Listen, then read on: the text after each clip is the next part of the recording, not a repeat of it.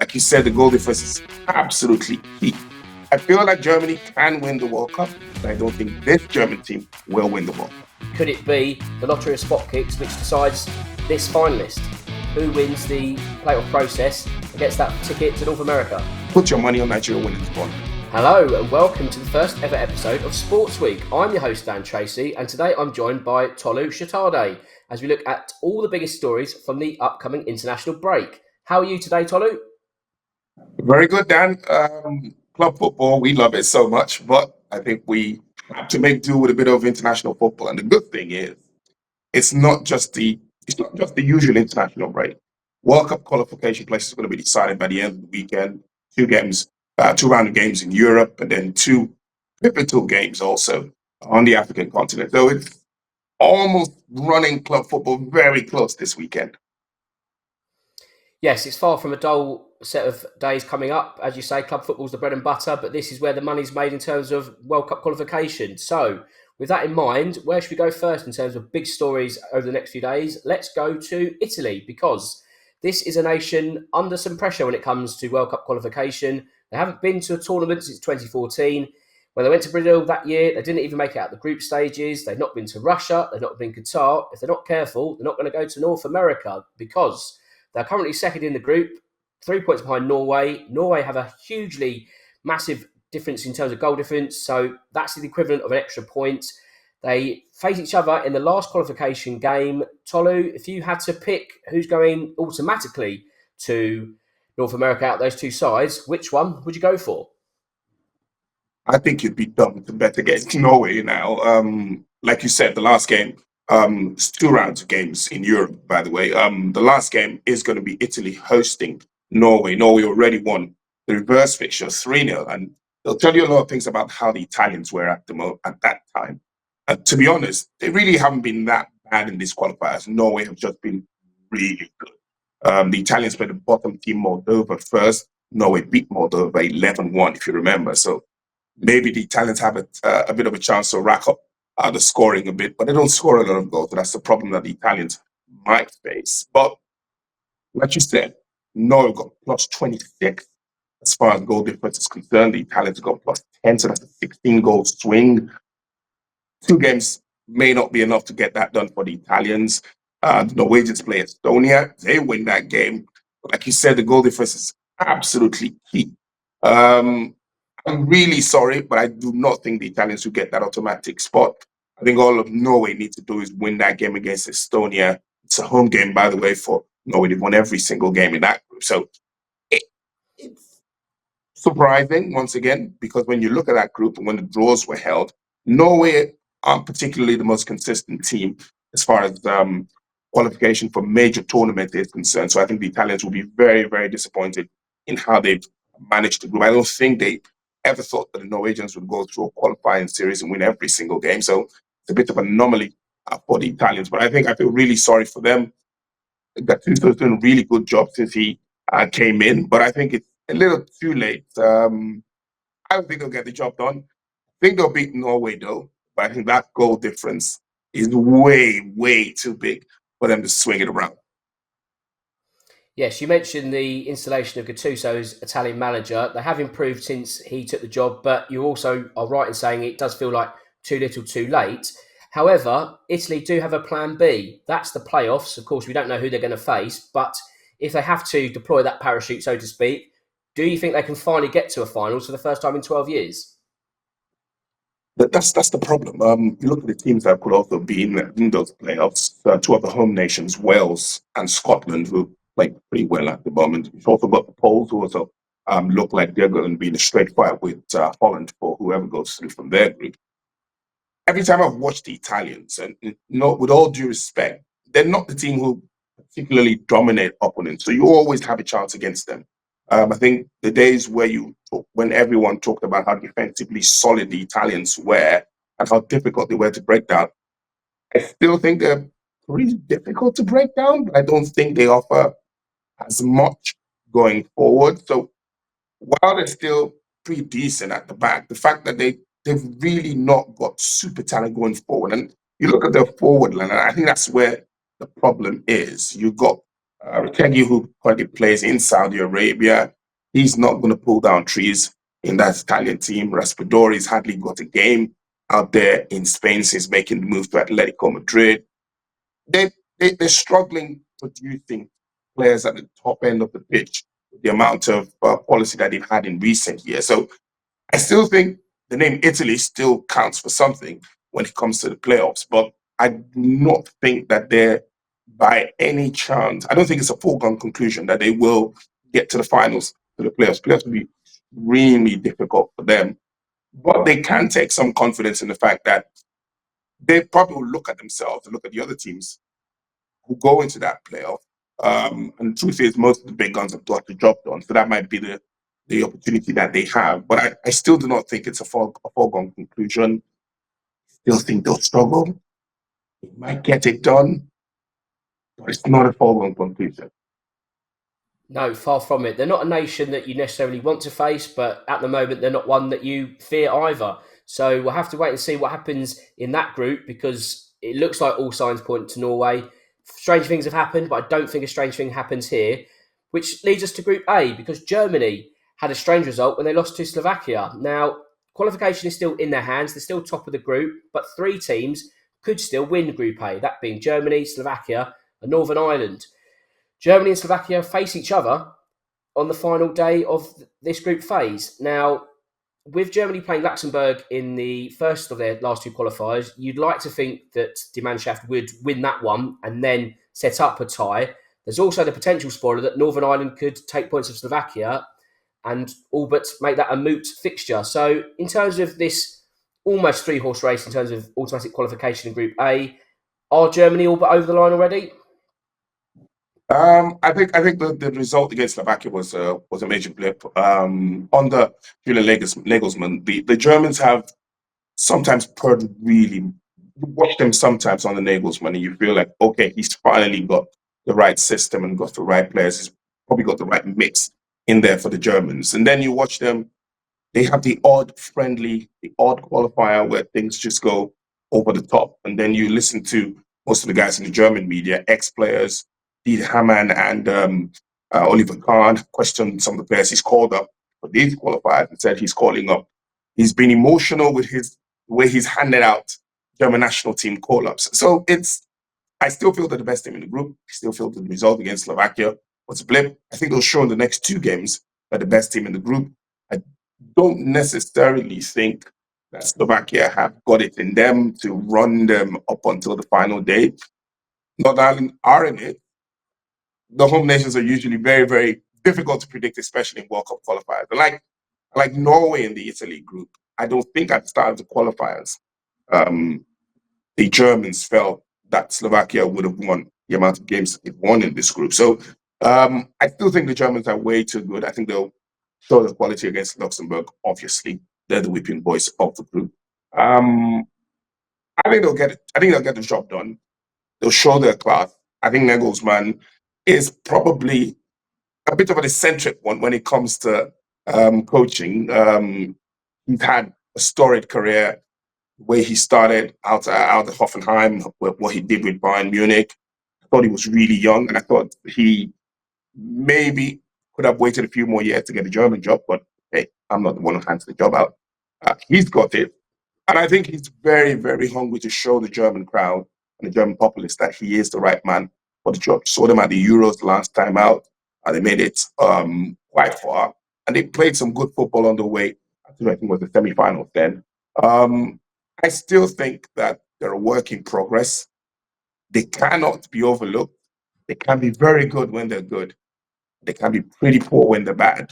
But I think in these two games, they're going to show that they're really good. And I think they'll wrap it up. Okay, then let's assume they do wrap it up. They are also a nation which has struggled at the World Cup for their stature. They won in 2014, but didn't even get out the groups in 2018 or 2022. So let's say they are part of that 48 team party that takes place next summer. How far can they go under Nagelsmann? That's a really tough one. Look, all the World Cups that I have in my lifetime that I've seen the Germans win, apart from maybe Italian 90 when they beat Argentina in the final. I don't think anyone thought they were going to win the World Cup the last time when they won it. They were a good team, but I don't think people thought they'd go that far. But I think they are the. I think they operate better when they're not favorites. In terms of the quality of the team, they may not have the kind of quality the previous successful German teams have had. They've got really decent players. The captain, Joshua Kimmich, he's on the wrong side of 30 now.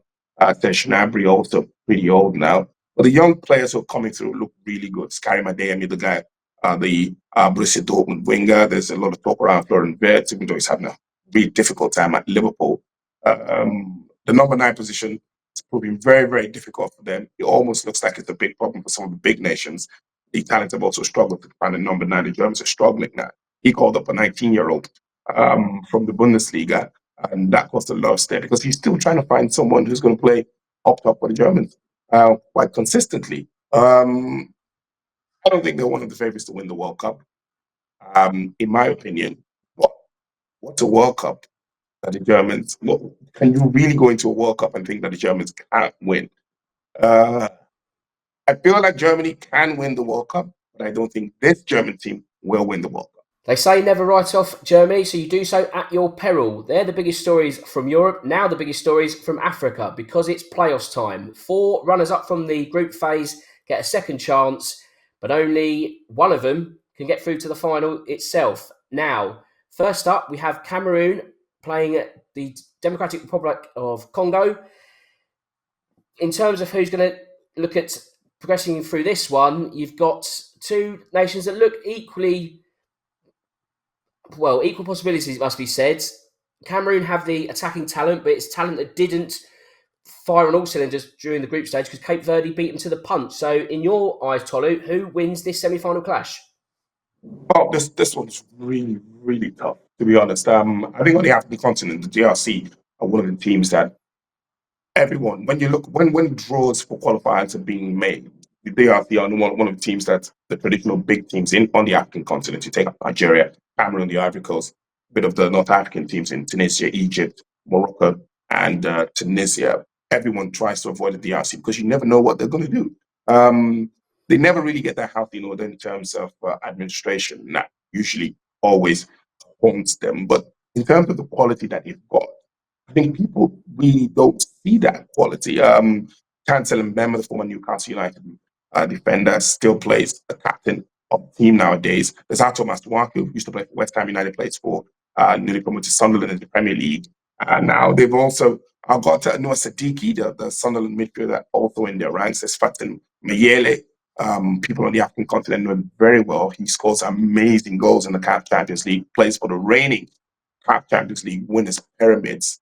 They're the Egyptian team who won the Champions League last season. So they're a really difficult team, and it's a one-off. Usually, during the qualifiers, and this is no swipe on African teams. Some of the bigger African teams, like Cameroon, like Nigeria, sometimes you hear a result where they go away from home and they absolutely struggle and maybe lose 1-0. And then you look at the conditions, horrible pitches, the weather's almost crazy when you go play an away game around like 1 p.m. scorching sun in sub-Saharan Africa. So most of those players who play for some of the big African teams are all playing in Europe. So it's almost a switch of conditions, and sometimes that contributes. I'm not saying no disrespect to the teams that have qualified ahead of some of these big teams, but that sometimes is a factor. That goes out of the window in this qualifiers because the tournament will be played in Morocco, which is almost equivalent to playing in Europe. If you've visited Morocco before, the pitches are fantastic. So in that respect, I feel like the DRC have a chance. Cameroon have a lot of problems at the moment.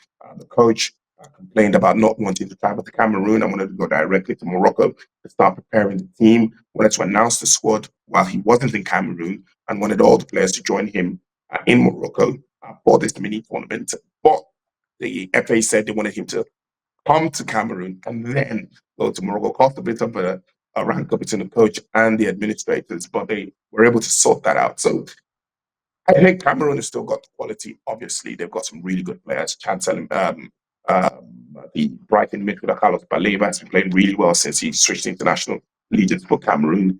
And of course, Abraham Buemo, who's hit some form with Manchester United, good time for Cameroon also. And of course, the Thompson Sport goalkeeper, Andre Onana, also in there. I think like Cameroon, there's a lot of pressure on the team. The fans back home in Yaoundé screaming that Cameroon shouldn't even be in the playoffs in the first place and should have gotten the job done. The DRC are happy to be here. But I think at the end of the day, the fact that it's going to be fantastic conditions, good pitch, fantastic officiating, because all eyes will be on these qualifiers. So you're probably not going to get any dodgy calls. I think it's going to go down to the wire, probably going to go to extra time and maybe penalties. Um, it's difficult to call, but you put your smart money on Cameroon, but you never can discard this DRC team. Well, when you look at the two qualifying records of these nations, both of them only conceded 5 goals in qualification. Does that lend itself to a tight affair? You mentioned extra time penalties. The bookmaker odds don't really highlight a clear winner in 90 minutes. So could it be the lottery of spot kicks which decides this finalist? That's where I put my smart money, to be honest. There's a lot at stake also, so you're not going to particularly see two teams going tooth and hammer against each other, and they're not going to be. It's not going to be waves and waves of attack. It's way too important of a game for both teams. Whoever loses the game, there'll be an inquiry back home on how they've missed a World Cup tournament that's had more African teams participating than usual, and they've somehow managed to miss it. So I think it's going to be really cagey, extremely cagey. Like you said, the bookmakers haven't really been able to separate them. And that's down to the fact that defensively, both teams are really good. And there's a lot at stake. So it's going to be cagey. It's going to be nerves. And I think it'll go all the way to spot kick.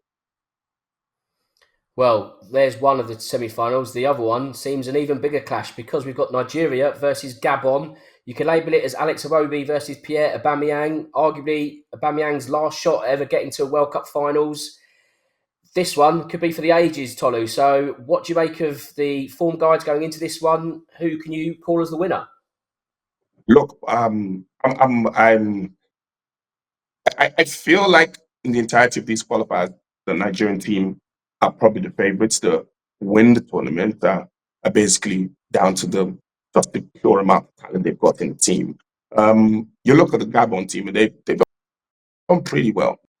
Um, FIFA rankings, they're probably the least ranked team in this um, uh, playoffs on the African continent. And if you stack them up, they probably will be the least fancied of the four teams here. But like you said, they've more than earned their place in this playoffs. Nigerians have got some of the big players back for this one. Victor Osimhen will play. He's in camp. But like I said, there's always something about these big African teams never quite get their house in order. Like I said, the Cameroons had a bit of a rift with their manager about where to announce the squad.